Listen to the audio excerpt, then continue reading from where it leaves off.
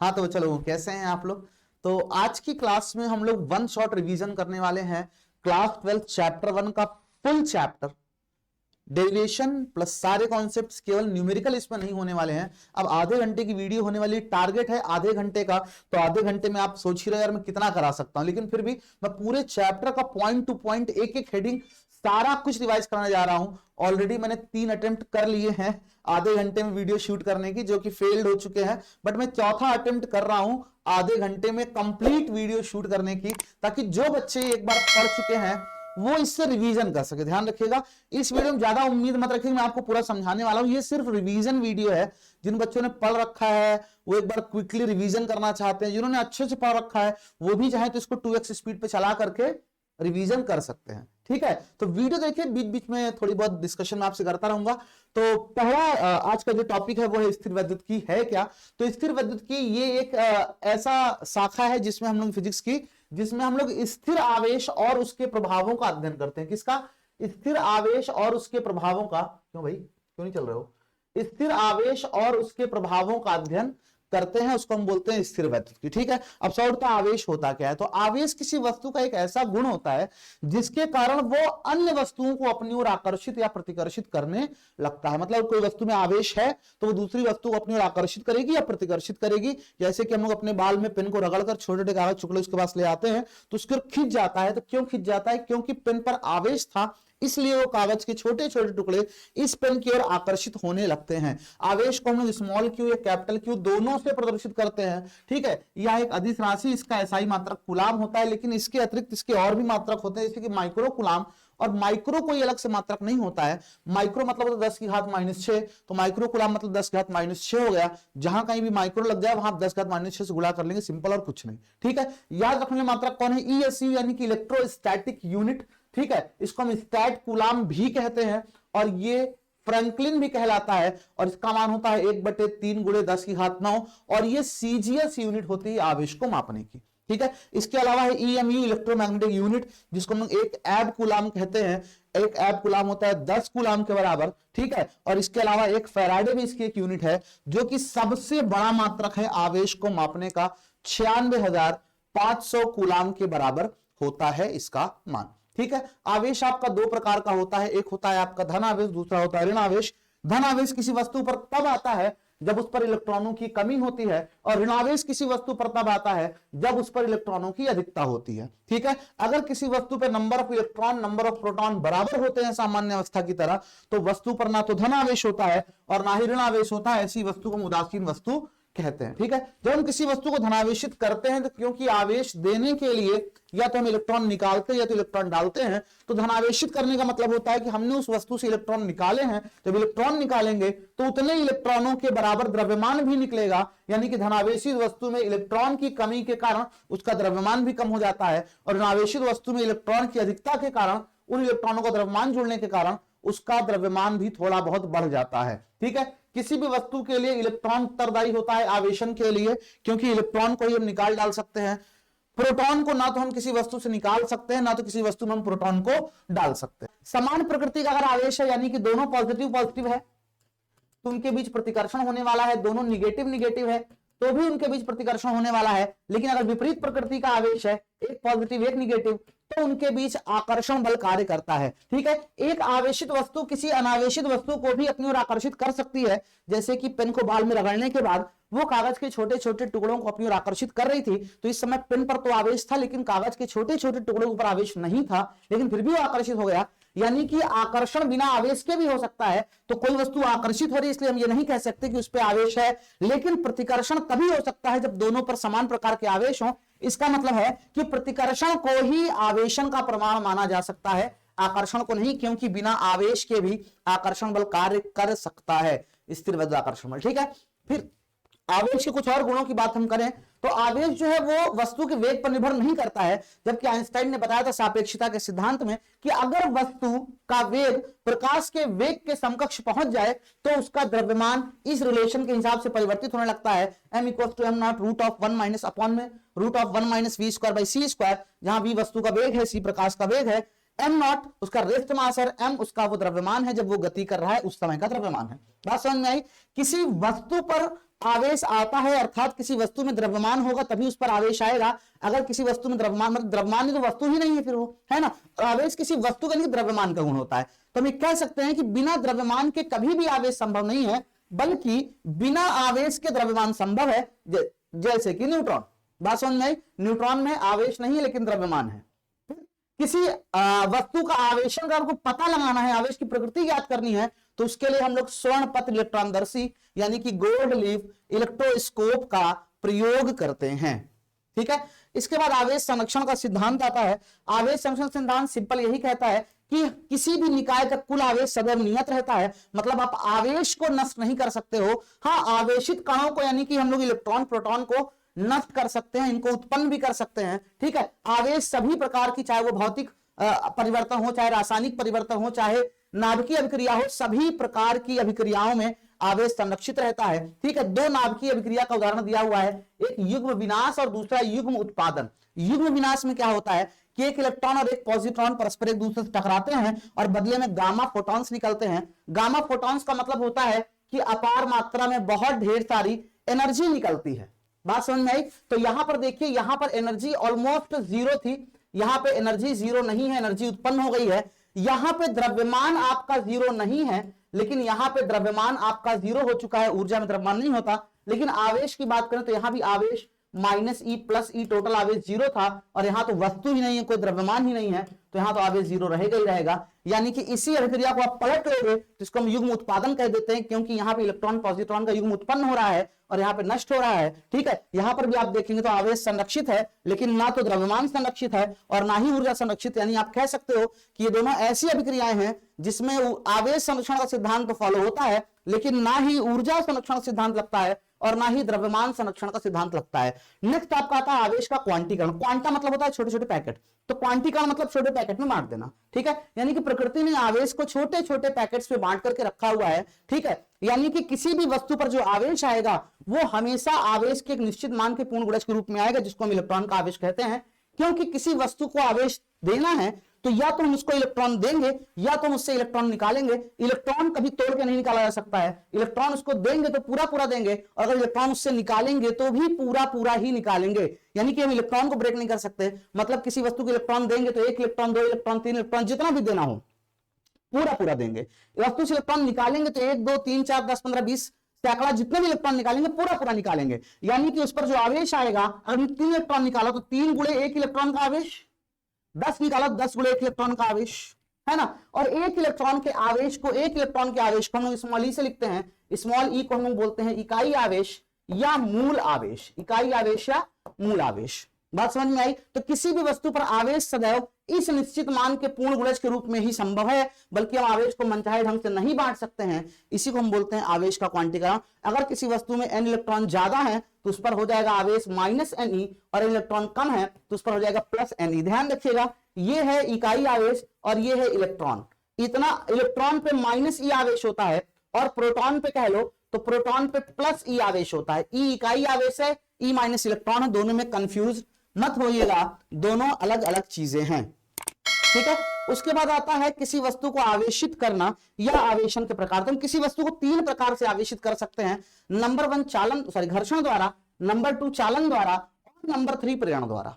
ठीक है। यहां पर देखिए मैं आपको सिर्फ और सिर्फ रिवीजन करा रहा हूं, सिर्फ उन बच्चों के लिए है जिन्होंने पढ़ रखा है, जिनको एग्जाम देना है हाल ही में, जब भी आप ये वीडियो देख रहे हैं। जिन्होंने नहीं पढ़ा है उनके लिए डिटेल्ड कोर्स हमारे यूट्यूब चैनल पे पढ़ा हुआ है, आप वहां से देख सकते हैं, या आप हमारा दी ऑनलाइन कोचिंग ऐप डाउनलोड कर सकते हैं। उसमें भी आपको पूरे डिटेल्ड कोर्सेस मिलेंगे। आपको 60 दिन का क्रैश कोर्स भी, 60 लेक्चर्स का क्रैश कोर्स भी मिल जाएगा, जिसमें आपको एग्जाम के पॉइंट ऑफ व्यू से सारी चीजें कवर की गई हैं। ठीक है। तो अगर आप डिटेल में पढ़ना चाहते हो तो ये मैं सिर्फ आपको, अगर आपने पढ़ रखा है तो मैं आपको रिवाइज करा रहा हूं बस।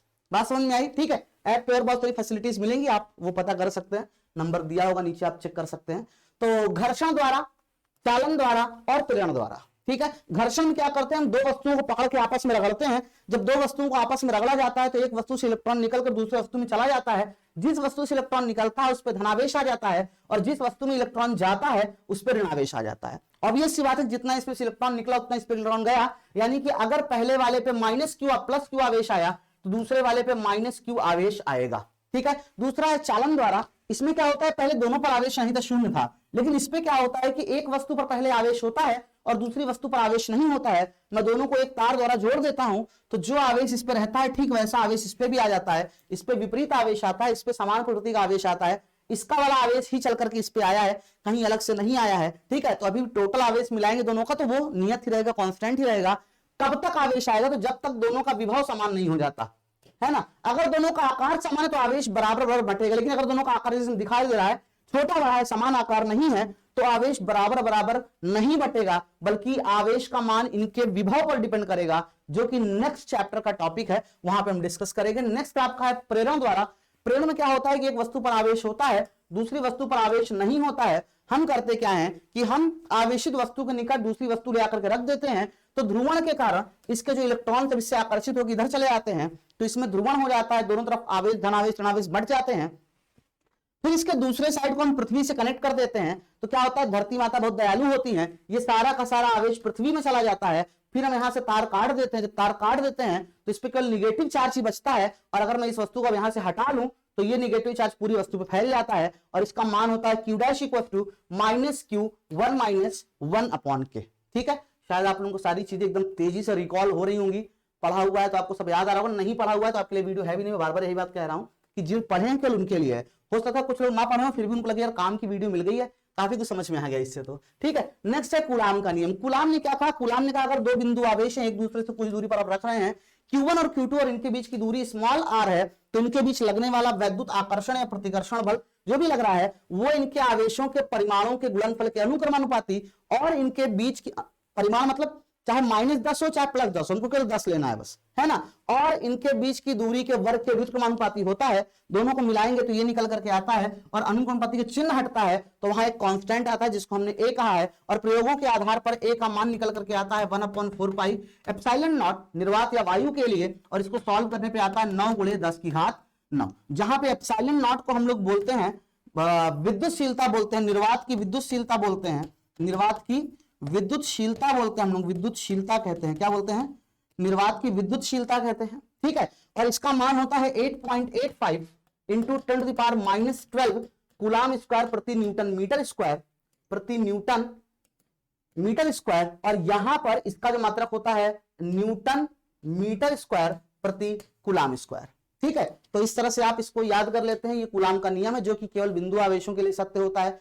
और अगर हम बात करें कि सर हम इसको वायु या निर्वात में न करके किसी माध्यम में रख दे तब बल कैसे निकालेंगे, तो अगर आप इसको किसी माध्यम में रख देते हो दोनों आवेशों को, तो इनके बीच जो लगने वाला बल होता है उसमें जहां पे हम एप्सिलॉन नॉट लिखे हैं वहीं पे हम लोग के एप्सिलॉन नॉट लिख देते हैं। और के एप्सिलॉन नॉट क्या है, के एप्सिलॉन नॉट है, यहां अगर आप देखिए तो एप्सिलॉन बराबर के एप्सिलॉन नॉट, यानी कि ये माध्यम की विद्युतशीलता है ना। एप्सिलॉन नॉट निर्वात की थी और ये माध्यम, सवाल विद्युतशीलता है क्या सर, विद्युतशीलता मतलब जो विद्युत के प्रभाव को अवशोषित कर ले, आगे माध्यम में ना बढ़ने दे, है ना। जब कोई आवेश हमने रखा वायु में तो बल ज्यादा लग रहा था, हमने किसी माध्यम में रख दिया बल कम हो गया, मतलब उस माध्यम ने उस आवेश के प्रभाव को सोख लिया, एक तरह से कह लो शुद्ध हिंदी समझने के लिए, है ना। तो विद्युतशीलता माध्यम की प्रॉपर्टी जो कि आवेश के प्रभाव को रोकती है, और इसका मान होता है एप्सिलॉन इक्वल टू के एप्सिलॉन नॉट, और यहां से k को लिख सकते हो आप एप्सिलॉन r भी, यानी कि रिलेटिव परमिटिविटी भी कह सकते हैं। आपेक्षिक विद्युतशीलता या परावैद्युतांक दोनों सेम चीजें हैं। ठीक है, अब क्योंकि k क्या है, k अनुपात है किसका, माध्यम की विद्युतशीलता और निर्वात की विद्युतशीलता का, तो ना तो इसका कोई मात्रक होगा और ना ही इसकी कोई विमा होगी।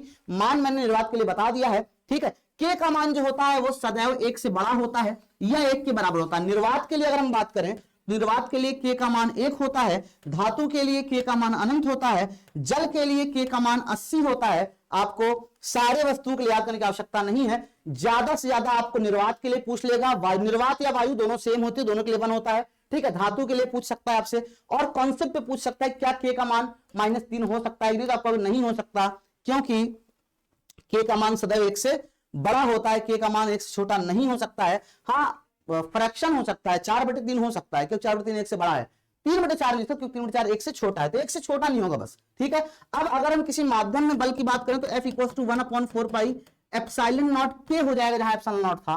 ठीक है, और Q1 Q2 divided by r² हो जाएगा, ये मीडियम में। अगर एयर में बात करें तो एयर में यही फोर्स आपका 1/4 पाई एप्सिलॉन नॉट रहेगा, Q1 Q2 divided by are square हो जाएगा, और दोनों को डिवाइड करेंगे तो हमको F medium upon F air की वैल्यू मिल जाएगी 1 अपॉन के। बहुत बार एग्जाम में डायरेक्टली इनका रेशियो पूछा हुआ है, ठीक है, और कई बार ये रिलेशन पे सवाल पूछ लिया है कि किसी एयर में अगर बल इतना है तो माध्यम में क्या हो जाएगा। तो आप देख रहे हैं कि एयर में जो बल है उसमें k से भाग दे रहे हैं और k 1 से बड़ा है, इसका मतलब ये मान जो है वो इससे छोटा आने वाला है, यानी कि माध्यम में जो बल होता है वो निर्वात की बल से तुलना में हमेशा कम होता है। यानी कि हम किसी माध्यम में आवेशों को रखेंगे तो बल हमेशा घटेगा, कभी भी बल उनके बीच बढ़ेगा नहीं, ठीक है। इसके बाद बारी आती है कूलाम के नियम के सदिश रूप की।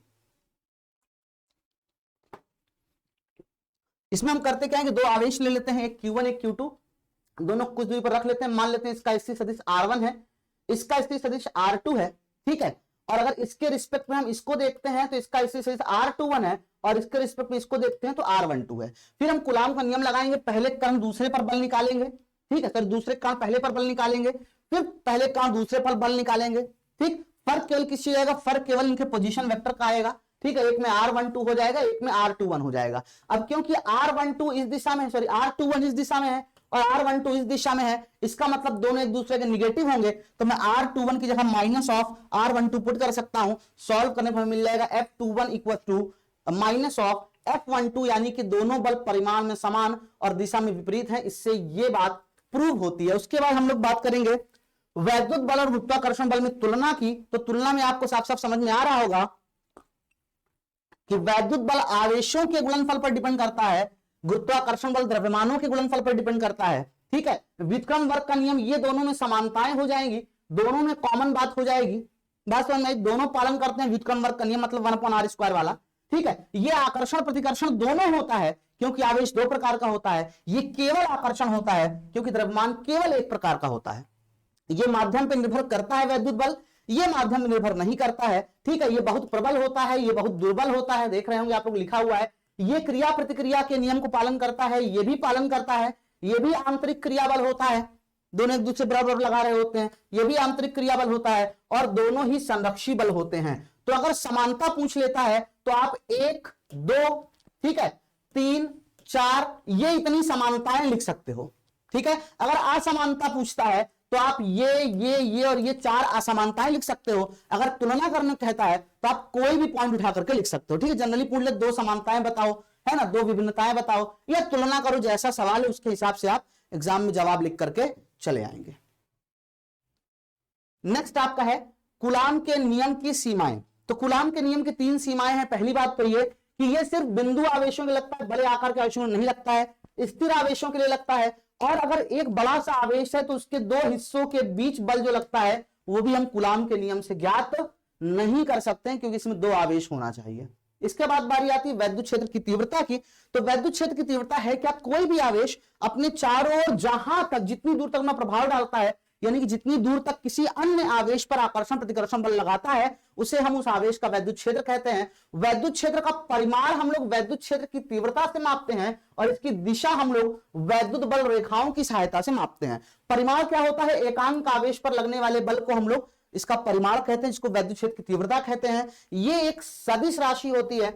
इसकी दिशा जो होती है परीक्षण धनावेश पर लगने वाले बल की दिशा होती है, ठीक है। उसके बाद इसका मात्रक न्यूटन प्रति कूलाम और वोल्ट प्रति मीटर होता है। इस बात पर बहुत बार सवाल आ चुका है ना, इनमें से कौन वैद्युत क्षेत्र तीव्रता का मात्रक है और कौन वैद्युत क्षेत्र तीव्रता का मात्रक नहीं है। वैद्युत बल रेखा क्या होती है, वैद्युत बल रेखा क्या होती है, जब हम किसी वैद्युत क्षेत्र में अगर एक परीक्षण धनावेश छोड़ते हैं तो अपने आप जिस पथ पर भाग के जाता है, जिस भी पथ का अनुसरण करता है, उस पथ को हम वैद्युत बल रेखा कहते हैं। और अगर इसके किसी बिंदु पर स्पर्श रेखा खींचते हैं तो वो उस बिंदु पर वैद्युत क्षेत्र की दिशा को प्रदर्शित करती है। वैद्युत बल रेखाओं के गुण की बात करें तो ये धनावेश से निकलती हैं और ऋणावेश पर समाप्त हो जाती है। सामने चित्र बना हुआ है, ठीक है। 2 वैद्युत बल रेखाएं कभी भी एक दूसरे को प्रतिच्छेद नहीं करेंगी, क्योंकि प्रतिच्छेद बिंदु पर वैद्युत क्षेत्र की 2 दिशाएं उत्पन्न हो जाएंगी, जो कि संभव नहीं है। वैद्युत बल रेखाएं सदैव निष्कोण होती है, मतलब इसको मुड़ना है तो ये ऐसे मुड़ेंगी, ना कि ऐसे मुड़ेंगी, कोण नहीं बनाएंगी। ये सदैव खुला वक्र बनाती हैं, यानी कि पॉजिटिव से निकलती नेगेटिव समाप्त हो जाती हैं। कभी भी पॉजिटिव से निकल के पॉजिटिव पे लौट करके ऐसे नहीं आएंगी, ये पॉसिबल ही नहीं है, बंद वक्र नहीं बनाएंगी, है ना। फिर आज कह रहा है कि एक समान वैद्युत क्षेत्र में बल रेखाएं समांतर और समदूरस्थ होती हैं, ठीक है। और अगर परिवर्ती वैद्युत क्षेत्र है, असमान वैद्युत क्षेत्र है, तो जहां प्रबल वैद्युत क्षेत्र होता है वहां बल रेखाएं पास पास होती हैं, और जहां दुर्बल वैद्युत क्षेत्र होता है वहां बल रेखाएं दूर दूर होती हैं। और वैद्युत बल रेखाएं सदैव समविभव पृष्ठ के लंबवत होती है। समविभव पृष्ठ मतलब एक ऐसा पृष्ठ जिसके प्रत्येक बिंदु पर विभव बराबर होता है। ये आपका नेक्स्ट चैप्टर का टॉपिक है, वहां पे हम लोग डिस्कस करने वाले हैं इसको, ठीक है। फिर एक समान वैद्युत क्षेत्र में अगर स्थिर आवेश पर बल की बात करें तो हमने कहा कि एकांक आवेश पर, 1 कूलाम आवेश पर लगने वाला बल E है, तो 2 कूलाम पे 2E हो जाएगा, 3 कूलाम पे 3 हो जाएगा, तो Q कूलाम पर लगने वाला बल जो है वह F बराबर Q इंटू E हो जाएगा। और अगर ये धनावेश है तो इस पर बल वैद्युत क्षेत्र की दिशा में लगता है, और अगर ये ऋणावेश है तो इस पर बल वैद्युत क्षेत्र की, याद रखने वाली बात है कि धनावेश पर वैद्युत क्षेत्र की दिशा में बल लगता है और ऋणावेश पर वैद्युत क्षेत्र की विपरीत दिशा में बल कार्य करता है, ठीक है। फिर अगर एक समान वैद्युत क्षेत्र में किसी कण के संतुलन की बात करें, मतलब किसी कण पर पॉजिटिव चार्ज या निगेटिव चार्ज है, तो भाई उसका भार तो हमेशा mg नीचे की ओर ही कार्य करने वाला है दोनों ही स्थितियों में, ठीक है। लेकिन अगर उसको संतुलित करना है तो हमें वैद्युत बल ऊपर की ओर लगाना पड़ेगा। अगर हमें वैद्युत बल ऊपर की ओर लगाना पड़ेगा तो धनावेश पर बल वैद्युत क्षेत्र की दिशा में लगता है, मतलब धनावेश के लिए वैद्युत क्षेत्र ऊपर की ओर होगा, जबकि ऋणावेश पर बल वैद्युत क्षेत्र की विपरीत दिशा में लगता है, मतलब ऋणावेश पर बल लगाने के लिए ऊपर की ओर वैद्युत क्षेत्र नीचे लगाना पड़ेगा। दोनों ही स्थितियों में अगर ये संतुलन की अवस्था में है तो वैद्युत बल और उसका भार यानी कि Q इंटू E और mg आपस में बराबर होंगे। यहां से हम E का मान कैलकुलेट कर सकते हैं कि कितना वैद्युत क्षेत्र लगाने पर हम किसी आवेशित कण के भार को संतुलित कर सकते हैं। इस पर न्यूमेरिकल कई बार एग्जाम में आया हुआ है, देख लीजिएगा। इसके बाद हम बात करेंगे किसी एक समान वैद्युत क्षेत्र में किसी आवेशित कण का पथ कैसा होने वाला है, यानी कि अगर हम किसी आवेशित कण किसी एक समान वैद्युत क्षेत्र में छोड़ दें तो वो कैसे गति करेगा। तो अगर वो वैद्युत क्षेत्र के समांतर प्रवेश करता है तो चाहे पॉजिटिव हो चाहे निगेटिव हो, या तो उस पर बल वैद्युत क्षेत्र की या तो उसकी गति के विपरीत बल लगेगा और या तो उसकी गति की दिशा में बल लगेगा, है ना। अब वो v वेग इधर प्रवेश कर रहा है पॉजिटिव निगेटिव, और धन पे बल इधर लगेगा, ऋण पे बल इधर लगेगा, तो इसकी गति त्वरित हो जाएगी, इसकी गति मंदित हो जाएगी, है ना। लेकिन गति की दिशा नहीं बदलेगी, यानी कि जो गति होगी वो रेखीय पथ पर ही होने वाली है। लेकिन अगर ये वैद्युत क्षेत्र के लंबवत प्रवेश करता है, 90 डिग्री के कोण पर प्रवेश करता है वैद्युत क्षेत्र के साथ, तो आप देखेंगे कि वैद्युत क्षेत्र की अगर एक्स अक्ष की दिशा में है तो एक्स दिशा में बल लग जाएगा, बल आ जाएगा, त्वरण आ जाएगा, A बराबर F अपॉन M, है ना। जबकि इधर कोई बल नहीं, इधर कोई त्वरण नहीं होगा, इधर केवल वेग होगा, है ना। तो एक्स अक्ष की दिशा में अगर हम बात करेंगे, थोड़ा सा मैंने यहाँ पे उल्टा लिख दिया, यहाँ पे मुझे y लिखना चाहिए और यहाँ पे मुझे x लिखना चाहिए, तो यहाँ पर भी ये y हो जाएगा, है ना, और यहाँ पर ये आपका x हो जाएगा, यहाँ पर ये आपका x हो जाएगा, यहाँ पे x हो जाएगा और ये आपका y हो जाएगा और यहाँ भी आपका y हो जाएगा, है ना। थोड़ा मैंने उल्टा बना दिया बस, और कुछ नहीं, ठीक है। सब कुछ मैंने अपने से पहले से लिखा ताकि यहाँ टाइम कम लगे, ठीक। तो अगर वो लंबवत प्रवेश करता है, मतलब वैद्युत क्षेत्र एक्स अक्ष की दिशा में कार्य कर रहा है और कण वाई दिशा में प्रवेश करता है, जब वाई दिशा में बात करेंगे क्योंकि कोई त्वरण नहीं है तो सीधा दूरी बराबर 4 गुणे समय लगा देंगे, जबकि एक्स अक्ष की दिशा में त्वरण है तो पहले हम त्वरण निकाल लेंगे और त्वरण निकालने के बाद हम कहेंगे भैया गति का दूसरा समीकरण लगाएंगे और उसमें उठा करके हम लोग यहाँ पर a का मान रख देंगे और पहले समीकरण से t बराबर हम लोग y अपॉन v रख लेंगे, उठा करके सॉल्व करेंगे तो अपने को यहाँ समीकरण मिल जाएगा x बराबर QE divided by 2mv square into y square, और ये एक परवलय को निरूपित करता है, ठीक है। इसीलिए हम कहेंगे कि इसकी जो गति होगी वो परवलयाकार पथ पर होगी। इस पर आपसे न्यूमेरिकल पूछता है, ठीक है। न्यूमेरिकल की वीडियो सेपरेट आएगी, अगर आप लोग इस पे वीडियो पे कमेंट करोगे, 1000 कमेंट, 1000 लाइक, 1000 शेयर अगर हो जाता है तो मैं बहुत तेजी के साथ एक दिन छोड़ करके एक दिन, अगर मुझे रिस्पांस ऐसे ही मिलता रहा हर वीडियो में, तो एक दिन छोड़ करके एक दिन, क्योंकि बहुत समय लगता है प्रिपेयर करने में, पूरा सब कुछ तैयार करने में तुमको देख के लग ही रहा होगा, ठीक है। मैं इसकी बहुत तेजी से वीडियोस अपलोड करता रहूंगा आपके रिवीजन के लिए, ठीक। फिर करा बिंदु आवेश कण वैद्युत क्षेत्र कैसे निकलेगा, तो भाई वैद्युत क्षेत्र जहां पे निकालना है परीक्षा आवेश लेकर रख दो और उस पर लगने वाले बल को कैलकुलेट कर लो, है ना। और वैद्युत क्षेत्र E बराबर होता है F अपॉन Q नॉट, तो F अपॉन Q नॉट जब इसे भाग देंगे तो ये फॉर्मूला निकल के आ जाएगा वैद्युत क्षेत्र का, ठीक है। अगर धन आवेश है तो उसके कारण वैद्युत क्षेत्र आवेश से दूर होता है, और अगर ये ऋण आवेश है तो ऋण आवेश के कारण वैद्युत क्षेत्र आवेश की ओर होता है। लेकिन अगर किसी स्थान पर एक से ज्यादा बिंदु आवेश स्थित होते हैं तो हम वैद्युत क्षेत्र निकालने के लिए क्या करते हैं कि हर एक बिंदु आवेश के कारण इस पॉइंट पर वैद्युत क्षेत्र निकालते हैं और उसके बाद इन सभी वैद्युत क्षेत्रों का सदिश योग कर लेते हैं, ठीक है। ये सारी न्यूमेरिकल की बातें हैं, न्यूमेरिकल आप देखेंगे तो आपको बेहतर समझ में आएगा। नेक्स्ट आपका वैद्युत द्विध्रुव। तो वैद्युत द्विध्रुव होता क्या है कि अगर हम समान प्रकृति के, समान परिमाण के लेकिन विपरीत प्रकृति के आवेश एक दूसरे से कुछ दूरी पर रख देते हैं तो इस निकाय को हम वैद्युत द्विध्रुव कहते हैं। ठीक है, जैसे कि HCl, HBr, ठीक है, ये आपके सब वैद्युत द्विध्रुव के उदाहरण है। ठीक है, स्टैंडर्ड हम एक Q ले लेते हैं प्लस Q, एक माइनस Q, बीच की दूरी को हम 2L से रिप्रेजेंट करते हैं। यहां पर हम वैद्युत द्विध्रुव के सारे जो भी उसके इफेक्ट है, जो भी उस पर प्रभाव है, या उसका इफेक्ट समझने के लिए हम लोग वैद्युत द्विध्रुव आघूर्ण का प्रयोग करते हैं। वैद्युत द्विध्रुव आघूर्ण क्या होता है? दोनों में से कोई आवेश का परिमाण ले लो, कोई एक आवेश का परिमाण ले लो और दोनों के बीच की दूरी ले लो, यानी कि Q × 2L, इनको मल्टीप्लाई कर दो तो हमें मिल जाता है वैद्युत द्विध्रुव आघूर्ण। ये एक सदिश राशि होती है और इसकी जो दिशा होती है वो ऋण आवेश से धनावेश की ओर होती है और इसका मात्रक होता है कूलाम × मीटर। वैद्युत द्विध्रुव कण वैद्युत क्षेत्र की तीव्रता। ठीक है, इसमें हम 3 निकालेंगे, एक अक्षीय स्थिति में, एक रेखीय स्थिति में और एक सामान्य बिंदु पर। ठीक है, अक्षीय स्थिति में निकालने के हम सिंपली दोनों को कुछ नहीं द्विध्रुव ना समझ करके समझ लेंगे, एक धनावेश एक ऋणावेश 2L दूरी पर रखा हुआ है।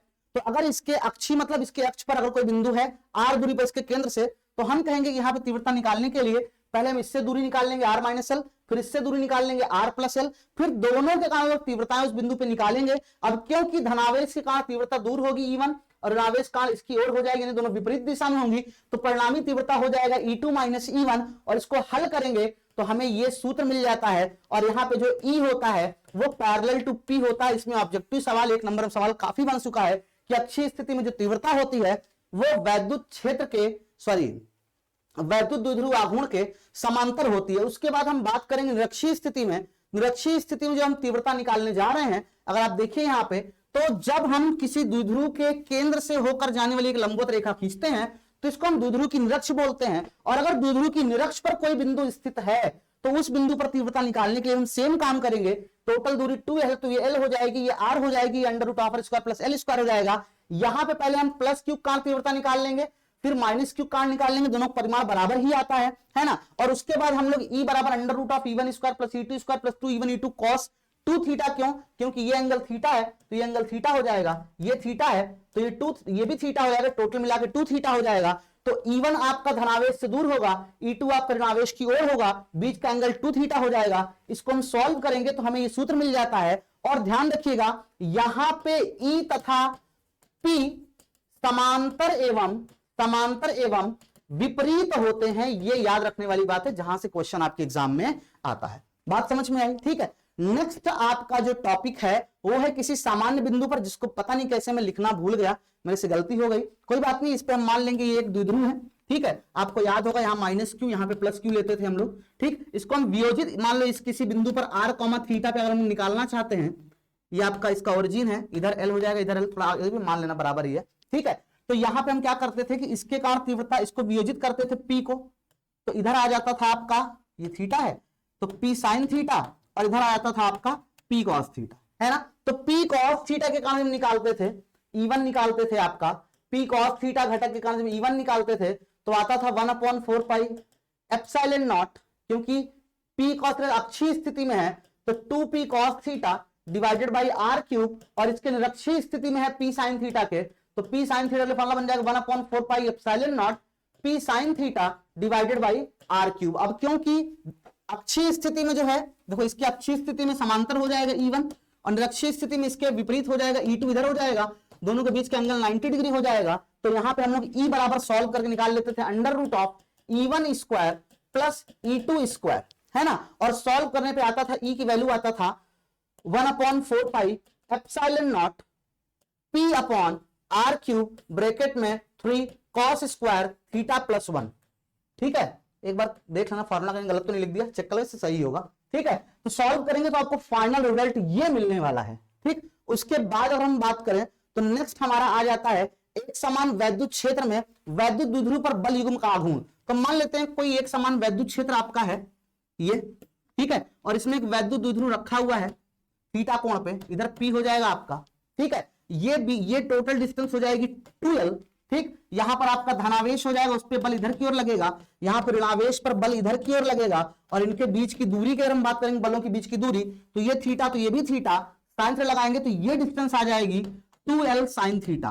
तो यहां पे हम कहेंगे बल गुणे अभिलंबवत दूरी हो जाएगी यहाँ पे। ठीक है, और अगर हम बल की बात करेंगे तो बल होता है Q × E into 2L sine theta. अब Q इंटू 2L को हम यहाँ P रिप्रेजेंट करने वाले हैं, tau equal to PE sine theta हो जाएगा। और अगर हम वेक्टर फॉर्म में कहें तो टाउ इक्वल हो जाता है P क्रॉस E हो जाता है। ये है किसी एक समान वैद्युत क्षेत्र में स्थित वैद्युत द्विध्रुव पर लगने वाले बल युग्म के आघूर्ण का फॉर्मूला। इसके बाद बारी आती है क्षेत्रफल वेक्टर की। क्षेत्रफल वेक्टर क्या होता है? तो क्षेत्रफल वेक्टर हम कहते हैं कि किसी पृष्ठ के अभिलंबवत एक ऐसा वेक्टर, पृष्ठ के अभिलंबवत एक ऐसा वेक्टर जिसका परिमाण पृष्ठ के क्षेत्रफल को प्रदर्शित करता है, उसे हम पृष्ठ का क्षेत्रफल वेक्टर कहते हैं। ये हमेशा पृष्ठ के लंबवत होता है। बात समझ में आई? ठीक है। ये एन कैप क्या है यहाँ पे? एन कैप पृष्ठ के लंबवत एकांक सदिश है और ए पृष्ठ का क्षेत्रफल है। ठीक है। अब क्योंकि क्षेत्रफल है तो मात्रक इसका आप जानते हो कि क्षेत्रफल वाला मात्रक ही हो जाएगा। इसके बाद बारी आती है घन कोण की। घन कोण क्या होता है? किसी पृष्ठ द्वारा किसी बिंदु पर अंतरित घन कोण, ये डिस्टेंस आर है, इसका एरिया ए है, तो किसी पृष्ठ द्वारा किसी बिंदु पर अंतरित कोण को हम लोग घन कोण कहते हैं। ये होता है omega equal to A upon are square. और अगर कहीं पृष्ठ इस तरह से तिरछा है, इस तरह से देखिए एकदम परपेंडिकुलर ना हो ये, ठीक है, ऐसे तिरछा हो, बीच में कोई कोण थीटा बन रहा हो, तो इस स्थिति में फॉर्मूला लगा देते हैं omega equal to a cos theta upon are square. Omega घनकोण होता है, इसका मात्रक स्टेरेडियन होता है, ऑब्वियसली एक अदिश राशि होगी। ठीक है। और बंद पृष्ठ के लिए, अगर कोई बंद पृष्ठ, आप कमरे के अंदर बैठे, कमरे चारों तरफ पूरा कंप्लीटली पैक है, एक पिन होल भी नहीं उसमें, तो उसके किसी भी बिंदु पर पूरे पृष्ठ के द्वारा अंतरित घनकोण 4 पाई स्टेरेडियन होता है, 4 पाई स्टेरेडियन होता है। उसके बाद हम बात करते हैं विद्युत फ्लक्स की। तो विद्युत फ्लक्स क्या है? किसी पृष्ठ के एकांक क्षेत्रफल से अभिलंबवत गुजरने वाली बल रेखाओं की संख्या को वैद्युत फ्लक्स कहते हैं और इसको हम फाई से प्रदर्शित करते हैं। फाई इक्वल टू हो जाता है E डॉट ए, या आप कह सकते हो E A cos थीटा। ठीक है। ये आपका हो गया पृष्ठ का क्षेत्रफल वेक्टर और ये आपका हो गया वैद्युत बल रेखाएं, और इनके बीच का कोण होता है थीटा। यानी जो हम कोण मापते हैं वो पृष्ठ के क्षेत्रफल वेक्टर से ही मापते हैं। तो अगर वैद्युत बल रेखाएं पृष्ठ के लंबवत है और पृष्ठ से बाहर निकल रही हैं, तो आप कहोगे कि सर कोण इनके बीच हो जाएगा 0 डिग्री और ये हो जाएगा मैक्सिमम फ्लक्स प्लस EA। ठीक है। और अगर ये पृष्ठ में प्रवेश कर रही हैं तो आप कहोगे सर इस केस में दोनों अपोजिट हो गए, तो cos 180 हो जाएगा, यानी कि हो जाएगा phi equal to minus EA। और अगर फ्लक्स पृष्ठ के समांतर हो गया तो हम कहेंगे एंगल हो जाएगा 90 डिग्री, उस केस में फ्लक्स हो जाएगा 0। ठीक है। जबकि फ्लक्स पृष्ठ के समांतर है तो एंगल 90 डिग्री है, इसलिए उल्टा सुनाई दे रहा है, क्योंकि हम लोग पृष्ठ से कोण नहीं मापते हैं बल्कि पृष्ठ के क्षेत्रफल वेक्टर से कोण मापते हैं।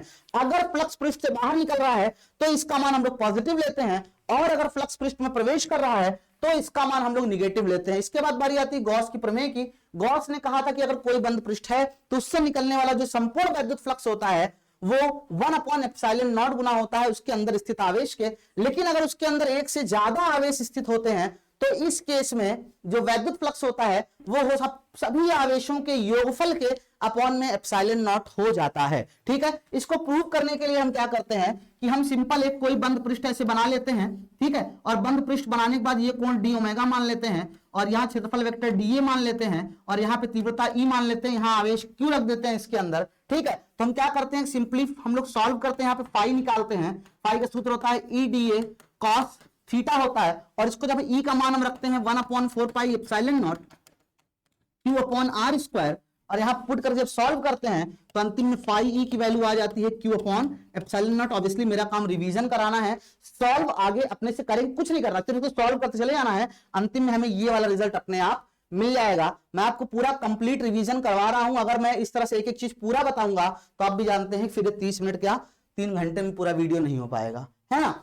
फिर आता है किसी एक समान जुरेखीय आवेश के कारण, तो करना वही है, हमें क्या करना है, इसके पृष्ठ पर एक क्षेत्रफल अवयव मान लेना है। ठीक है। अब क्योंकि सिमेट्रिक नहीं है तो इसलिए यहाँ पे एक ऊपर बनाएंगे और एक नीचे बनाएंगे, 3 बना लेंगे यहाँ पे। इसके केस में आप देखेंगे तो एंगल 90 डिग्री है, इसके केस में एंगल 0 डिग्री है और इसके केस में भी एंगल 90 डिग्री ही होगा। इसको हम बोलते हैं गॉसियन पृष्ठ रेखीय आवेश है, इसलिए गॉसियन पृष्ठ हमने बेलनाकार बनाया हुआ है यहाँ पे। ठीक है। फिर हम लगाएंगे, यही सूत्र लगा देंगे, उसके बाद कर्व सरफेस यानी कि वक्र पृष्ठ को अलग कर देंगे, इस वाले पृष्ठ को, दोनों समतल पृष्ठों को अलग कर देंगे, सॉल्व कर लेंगे इसको, तो फाइनली हमको मिल जाएगा फॉर्मूला, मिल जाएगा यहाँ पे आपके सामने लिखा हुआ है फॉर्मूला E इक्वल टू है 1/4 पाई ε0 2 लैम्डा अपॉन r, और ग्राफ आपका इस तरह से बन जाएगा 1/r के प्रोपोर्शनल है, ये E प्रोपोर्शनल टू 1/r है। ठीक है। अनंत विस्तार वाली अगर अचालक प्लेट की बात करें तो अनंत विस्तार वाली अचालक प्लेट का अगर हमको तीव्रता निकालनी है तो मान लेते हैं कि हमने इसको आवेश दिया, इसके पृष्ठ पर एक समान रूप से वितरित हो गया, तो इस पर आवेश का पृष्ठ घनत्व हो जाएगा sigma is equal to Q upon में A। सूत्र यहां सेम लगाएंगे, गॉस की प्रमेय वही है कि भाई जो फाई निकालेंगे एक बार हम लोग सूत्र से निकाल लेंगे, एक बार गॉस की प्रमेय से निकाल लेंगे,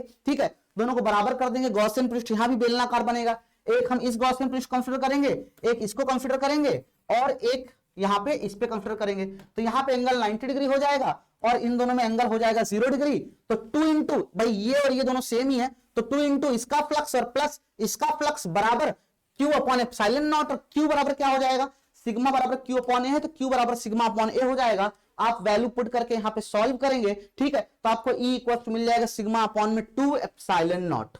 बात समझ में आई, ठीक है। फिर अगर आप किसी चालक प्लेट की बात करेंगे तो चालक का चालक में डिफरेंस यही होता है, जब हम चालकों को आवेश देते हैं तो वो उसके संपूर्ण पृष्ठ पर एक समान रूप से वितरित हो जाता है। तो इसके दो पृष्ठ होंगे तो दो तरफ आवेश वितरित होगा। तो अब ये दो अचालक प्लेट की तरह कार्य करेगा, एक अचालक प्लेट इस तरफ, एक अचालक प्लेट इस तरफ। तो इस बिंदु पर तीव्रता एक बार उसके कारण निकालेंगे, एक बार इसके कारण निकालेंगे, दोनों का वैल्यू तो सेम ही आने वाला है जो भी निकाला हम लोगों ने, सिग्मा अपॉन 2 एप्सिलॉन नॉट, ठीक है। और जब दोनों क्योंकि सेम डायरेक्शन में है तो जोड़ देंगे तो आ जाएगा 2 सिग्मा अपॉन 2 एप्सिलॉन नॉट, मतलब सिग्मा अपॉन एप्सिलॉन नॉट। यानी किसी चालक प्लेट के निकट जो वैद्युत क्षेत्र की तीव्रता होगी उसका फॉर्मूला बन जाएगा सिग्मा अपॉन में एप्सिलॉन नॉट, ठीक है। अब हम दो समांतर विपरीत आवेशित प्लेटों के कारण उस प्लेटों के बीच में और बाहर वैद्युत क्षेत्र की तीव्रता निकालेंगे। तो अब इस वजह हम बीच में निकालेंगे तो दोनों धन आवेश कण दूर, ऋण आवेश कण आवेश की ओर, तो दोनों सेम डायरेक्शन में कण जुड़ जाएंगी, है ना, और सॉल्व करने पे सेम सूत्र मिल जाएगा। जब हम बाहर निकालेंगे तो धन आवेश कण दूर हो जाएगा, ऋण आवेश कण इसकी ओर हो जाएगा। तो विपरीत दिशा समान परिमाण तो घटाएंगे तो आपका जो आंसर मिल जाएगा आउटसाइड मिल जाएगा 0। बात समझ में आई। इसके बाद बारी आती है ठोस चालक गोले के कारण। जब हम ठोस चालक गोले की बात करेंगे तो हम करेंगे क्या कि पहले गोले के बाहर निकालेंगे, फिर उसके पृष्ठ निकालेंगे, फिर गोले के अंदर निकालेंगे। बाहर निकालने के लिए हम बाहर एक गोलाकार गॉसियन पृष्ठ खींचेंगे, इस गॉसियन पृष्ठ पे एक छोटा सा अवयव मान लेंगे और फिर से हम सेम वही काम करेंगे, integral E D A equal to Q upon epsilon naught, है ना। फिर से सेम इसको हम सॉल्व करेंगे और सॉल्व करेंगे हमें ये रिजल्ट मिल जाएगा, ठीक है भाई। ई बाहर आ जाएगा, डी ए का 4 पाई आर स्क्वायर हो जाएगा, सॉल्व करेंगे तो ये रिजल्ट अपने को मिल जाएगा। पृष्ठ पर निकालने के लिए हम सिंपली कुछ नहीं करेंगे, स्मॉल आर जो कैपिटल आर पुट कर देंगे, ठीक है। बाहर का मतलब होता है स्मॉल आर बड़ा होगा कैपिटल आर से, पृष्ठ पर मतलब दोनों बराबर होंगे। और जब अंदर निकालने की बात करेंगे तो स्मॉल आर कैपिटल आर से छोटा हो जाएगा, और अगर स्मॉल आर कैपिटल आर से छोटा हो जाएगा तो उस स्थिति में यहां पर अंदर कोई आवेश नहीं होगा, क्योंकि गोले के अंदर कोई आवेश ही नहीं है। इसलिए अंदर छोटा होने पर यानी अंदर होने पर हम आवेश का मान 0 पुट करेंगे तो हमें अंदर तीव्रता भी 0 मिल जाएगी, यानी गोले के अंदर तीव्रता 0 होती है। इसे हम बोलते हैं इलेक्ट्रोस्टैटिक शील्डिंग इफेक्ट। क्या बोलते हैं, इलेक्ट्रोस्टैटिक शील्डिंग। इसके बाद आती है ठोस अचालक गोले की। काम सेम करेंगे, बाहर और पृष्ठ पर कोई अंतर नहीं आएगा। जब हम अंदर निकालेंगे तो इस बार इसके अंदर भी थोड़ा सा आवेश है यहां पर, ठीक है। और उस आवेश को कैसे निकालते हैं उसको हम निकाल लेते हैं। इसके रो होता है आपका Q upon 4/3 pi R cube होता है, ठीक है। ये एकांक आयतन पर आवेश है और जब हम इसमें इसके आयतन से गुणा कर देंगे 4/3 पाई आर क्यूब से तो हमें इस पर आवेश मिल जाएगा जिसको हम बोलेंगे Q डैश। और यहां पर हम सॉल्व करते समय Q इनसाइड या Q डैश जो भी कह लो, बस वैल्यू पुट करके और इसको सॉल्व कर लेंगे तो आपको मिल जाएगा 1/4 pi epsilon Q by R cube into small R, ठीक है। और इसी के साथ आपका चैप्टर होता है क्लोज। तो ये रहा पहला चैप्टर का 1 शॉट रिवीजन वीडियो। थोड़ा सा 30 मिनट से लंबा हो गया है, लेकिन मैं बीच में थोड़ी बहुत बातें भी की हैं आप लोगों से, अगर उसको कंसीडर नहीं करेंगे आप तो आपको हाँ सर 30 मिनट के अंदर पूरा हम लोगों ने रिवीजन कर लिया है। जिसने अच्छे से पढ़ा था वो डबल 2x स्पीड चला लेगा। देखो मेरे को ठंडी दिन में मेरे को पसीने आ गए, मैं लगातार बिना सांस लिए, मैं बोलते बोलते सांस भी ले रहा था, मैंने सांस लेने के लिए भी पॉज नहीं किया है, ठीक है। तो ये मैंने टारगेट बनाया था, मैं 30 मिनट में रिवाइज कराऊंगा। मेरा टारगेट काफी हद तक पूरा हुआ। आप भी इस तरह से टारगेट बनाइए कि मुझे इतने टाइम में इतनी देर में ये करना है, ठीक है। पहला चैप्टर बहुत बड़ा है इसलिए थोड़ा सा 30 मिनट डांक गया, लेकिन जो अगला चैप्टर आएगा वो वादा करता हूं कि आगे कोई भी चैप्टर नंबर 9 को छोड़ करके 30 मिनट से ऊपर नहीं जाएगा, क्योंकि सब इससे बहुत छोटे हैं। बात समझ में। तो चलिए फिर मिलते हैं नेक्स्ट 1 शॉर्ट वीडियो के साथ जिसमें हम रिवीजन करेंगे। और एक चीज मत भूलिएगा, मैंने कहा ना 1000 लाइक, 1000 कमेंट, 1000 शेयर अगर हो गए तो ये सीरीज को मैं कंटिन्यू कर दूंगा आपके एग्जाम तक, ठीक है। पूरा फुल रिवीजन लेकर के आऊंगा और सेम इसी तरह का मैं आपका न्यूमेरिकल का वीडियो भी 30 मिनट में जितने टाइप के जैसे से न्यूमेरिकल बन सकते हैं मैं उसकी वीडियो बनाऊंगा। चलिए फिर मिलते हैं नेक्स्ट वीडियो, तब तक bye bye and good night.